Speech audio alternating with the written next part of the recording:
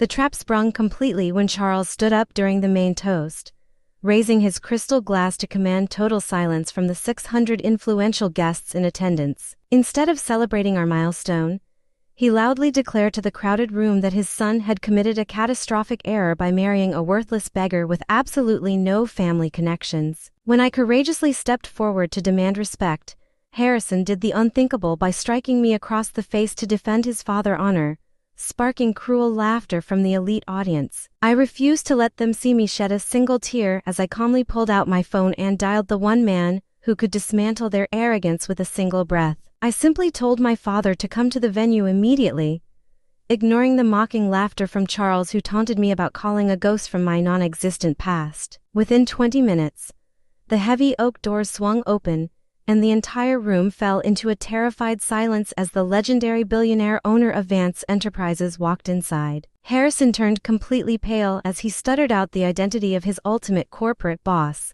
the very man who owned the massive retail conglomerate that employed him. The smug confidence on Charles' face dissolved into sheer terror when my father walked directly past the trembling crowd, noticed the red mark on my cheek, and coldly announced that I was his only daughter. My father revealed that the entire multi-million-dollar corporation was already legally registered in my name, exposing the massive fortune they had blindly thrown away. The panicked apologies began immediately as Harrison fell to his knees, frantically begging for forgiveness while claiming he never would have mistreated me if he had known my true identity. My father ignored his desperate pleas and sternly demanded his immediate resignation by tomorrow morning, followed by a swift delivery of absolute divorce papers. I looked down at my husband one last time, realizing his regret was not for hurting me, but for losing the immense wealth he could have easily shared. As I walked toward the exit with my father, the silent room was filled with the heavy scent of their profound regret and sudden realization of what they had destroyed. I paused near the grand doorway without looking back to deliver one final truth that would haunt Harrison for the rest of his miserable life. They did not just lose a wealthy connection tonight,